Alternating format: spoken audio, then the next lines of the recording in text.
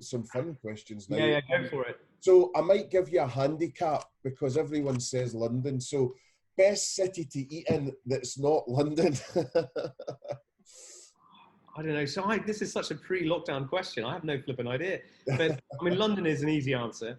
I love eating in. I'll give you two answers. I love eating in both New York because I've gone there more frequently. Really fantastic. But also Lisbon, I've been to relatively recently, about a year ago, which I loved. Fantastic eateries there. So yeah, but both of those brilliant cities. The Time Out Market, not least, amazing place. Yeah. And what about your best restaurant then? That's obviously not yours. Yeah, obviously not. I see. Again, this feels like I don't really remember, but one of my favorite evenings in the world ever is to wander up the road. So we're in Shoreditch. We're on Shoreditch High Street. Wander up the road, up Hackney Road, and there's a beautiful wine bar called Sager and Wild. And go in there and just ask the wine waiter, the barman, what you should drink. They'll recommend you a delightful, Shiraz or something from New Zealand or Australia, and you'll be blown away. And then they'll bring you a cheese toasty or bits of cheese. It's brilliant. And then go from there to a restaurant called Brawn, which is past Columbia Road Flower Market in this end of town as well, and eat your feast there. Again, just ask them what you should order. They'll bring you delicious organic wines. So I think I might have answered best bar or pub as well, which might be a question later. But for me, Brawn is one of my all-time treats. It's such a fantastic little local restaurant in an unexpected location in Hackney, Shoreditch. And then before you go to Brawn, go to Sager and Wild. Brilliant evening. Great. And what about best dish? What's your go-to craveable dish?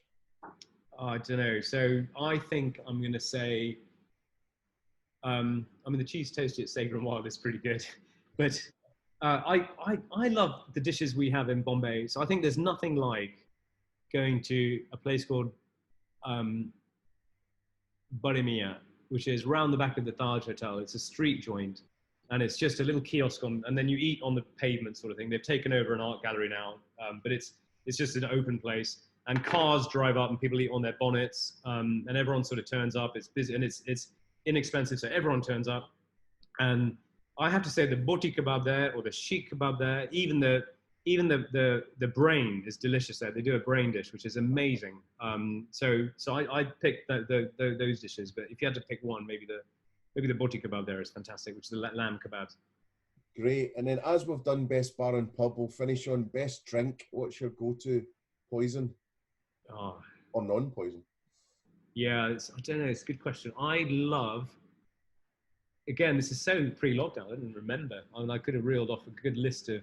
I've definitely had too many martinis and Dukes. Is it Dukes, that martini bar where Ian Fleming invented the Vesper or whatever? So I think I had the 3 in my quota and then started chucking olives around. But no, I love the buttery old fashioned that Will and Co do at Hawksmoor. Yeah. And the Shaky Pete, the other one, is brilliant. Their cocktails are brilliant. So shout out to them. But I think the buttery old fashioned is a proper treat.